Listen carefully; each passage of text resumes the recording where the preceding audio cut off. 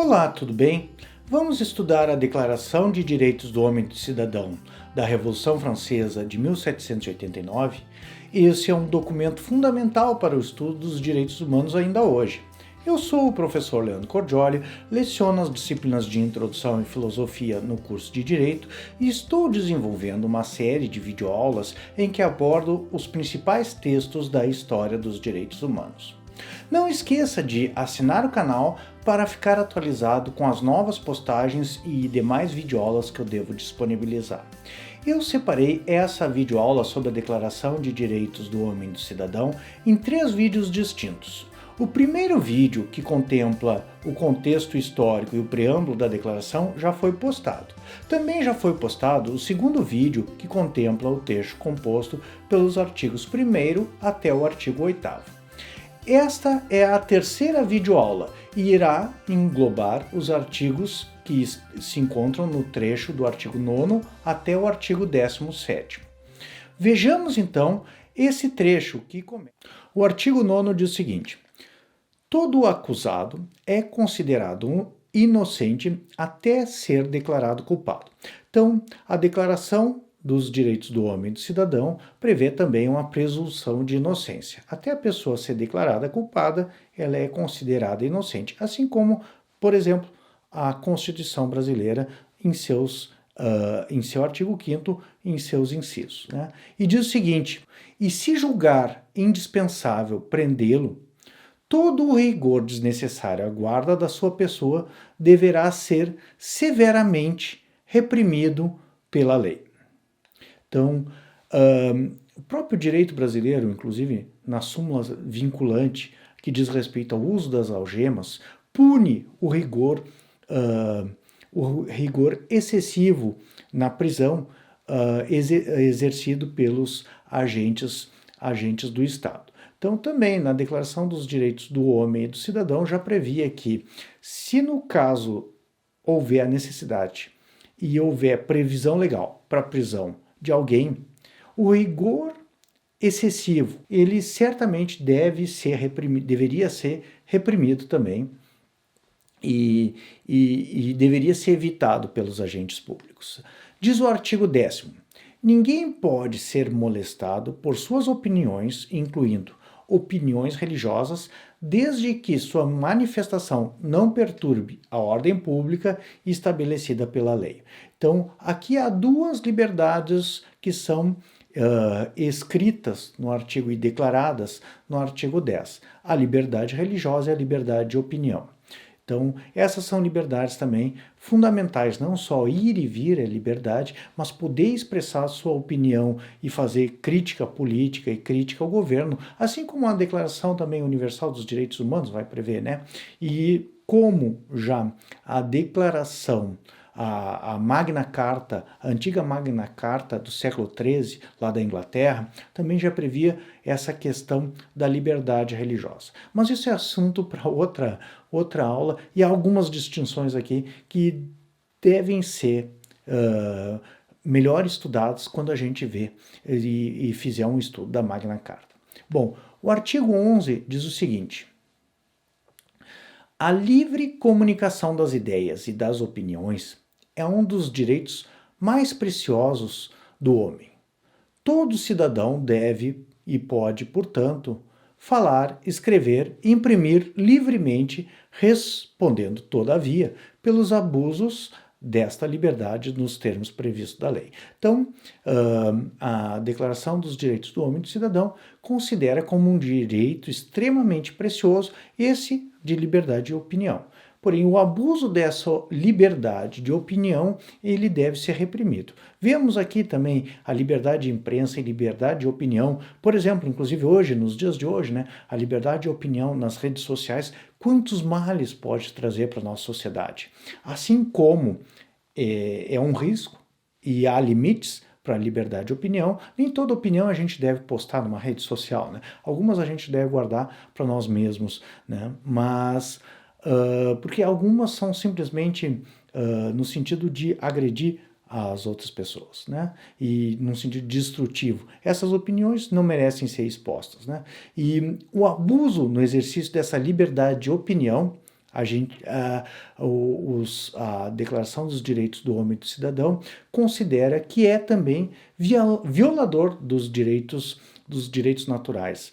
Então, temos uma liberdade de opinião, contudo, ela não é uma liberdade absoluta, que não tem limites. Ela possui limites, e esses limites são exatamente aqueles que atingem a liberdade e a integridade dos demais homens e cidadãos, no caso dessa declaração.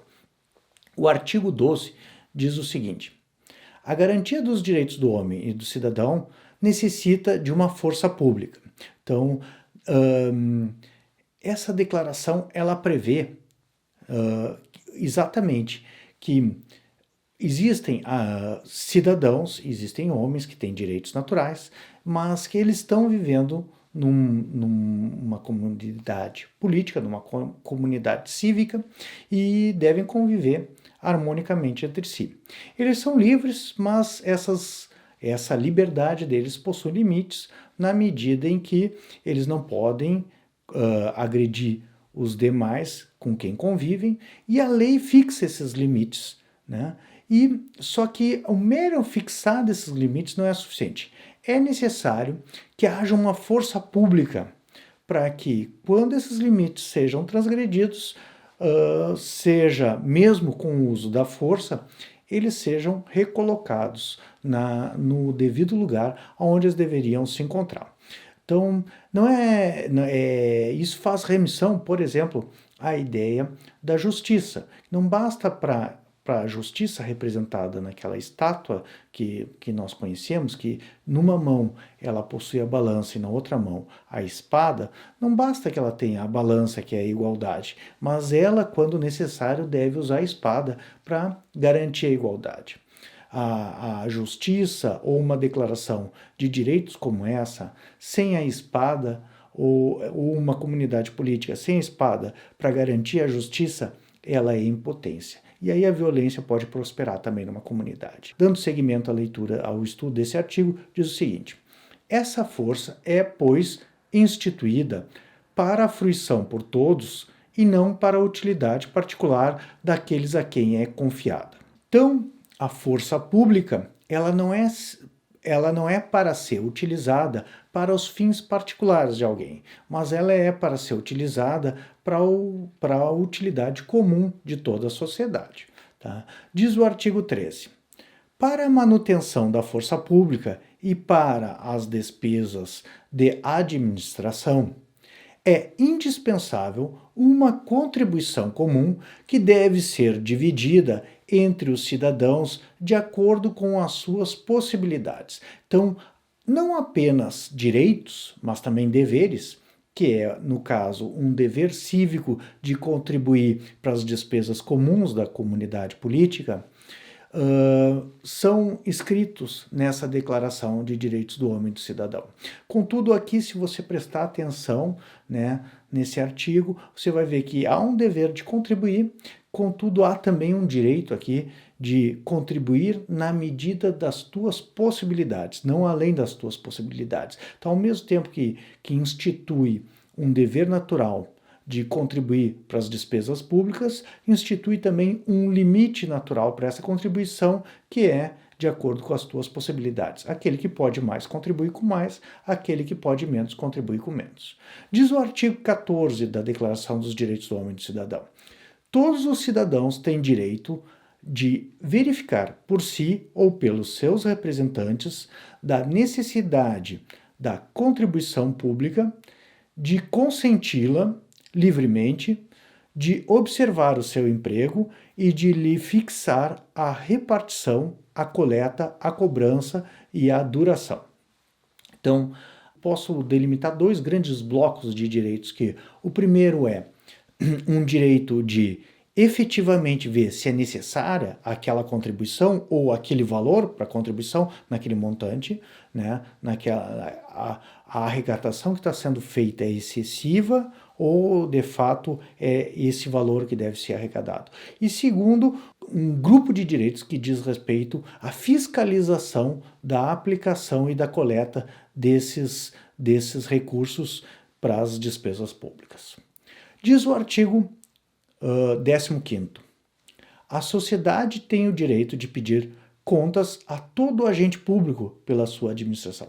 Então é um direito natural, um direito do homem e um direito do cidadão. Aqui é um direito cívico, então não é um direito do homem especificamente, mas é um direito do cidadão, que não se estende a todo o homem ou a todo o ser humano, mas apenas ao cidadão, que é um direito cívico de pedir contas da administração pública e dos seus agentes. Então, artigo 16. A sociedade que não esteja assegurada a garantia dos direitos nem estabelecida a separação dos poderes não tem uma Constituição. Esse aqui é um artigo que eu considero assim uma pérola nessa declaração, na medida em que ele coloca um limite para a própria Constituição, ou seja, não adianta um texto que funda uma comunidade política se autodenominar uma Constituição, como, por exemplo, a Constituição da República Federativa do Brasil de 1988. Não basta apenas o nome Constituição para esse texto ser considerado Constituição. Para os revolucionários que declararam os direitos do homem e do cidadão, é necessário que, primeiro, essa Constituição garanta esses direitos naturais. Segundo, é necessário também que haja separação dos poderes nessa sociedade política, na medida em que os poderes devem, pelo menos, se separar em poder executivo, legislativo e poder judiciário. Sem a separação dos poderes, eles consideravam que não poderia se chamar esse texto mesmo de uma Constituição. Então, é fundamental a garantia dos direitos e também a separação dos poderes. Senão, não poderíamos considerar a Constituição. Um outro ponto ainda que eu gostaria de chamar a atenção, que mostra claramente aqui que a Declaração dos Direitos do Homem e do Cidadão, ela é um texto que antecede a Constituição. Ela, inclusive, vai servir de medida para uma Constituição. Uma Constituição que não esteja de acordo com essa declaração, para os revolucionários franceses que a elaboraram, ela não poderia ser considerada uma Constituição, era um texto viciado, era um texto injusto, deveria ser revisto e geraria, consequentemente, direito de resistência para aquele que estivesse sendo vítima desse regime político instituído ou mesmo dessas leis injustas. Então, os direitos naturais, nesse caso, são limites para a ordem jurídica e mesmo para um texto constitucional. Diz o último artigo da Declaração dos Direitos do Homem e do Cidadão, o artigo 17, que, como a propriedade é um direito inviolável e sagrado, ninguém dela pode ser privado, a não ser quando a necessidade pública legalmente comprovada o exigir e sob condição de justa e prévia indenização.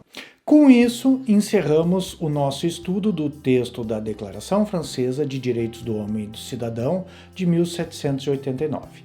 Gostaria de destacar que há uma indicação de documentário do History Channel sobre a Revolução Francesa, dublado e em português, disponível, inclusive no YouTube, na minha playlist em outros canais.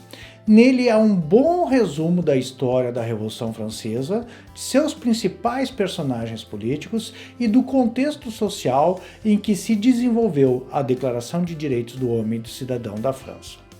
É interessante notar como, mesmo esses ideais humanitários e altíssimos, podem levar a graves injustiças e a graves violências quando tomados de maneira fanática. Sugiro também a leitura de uma obra que é A Era dos Direitos de Norberto Bobbio. Ela é amplamente difundida no Brasil e é facilmente encontrada na internet em formato digital ou mesmo impresso em sebos. Muitos dos ensaios de Bobbio dizem respeito à Revolução Francesa e à sua Declaração de Direitos. Gostaria de te agradecer pela audiência, assim como te pedir para curtir o vídeo e assinar o canal. Este é um grande estímulo para que a gente dê seguimento a este trabalho. Devo disponibilizar na descrição do vídeo um link para o texto completo da declaração, assim como material de pesquisa complementar. Um grande abraço do professor Leandro Cordioli.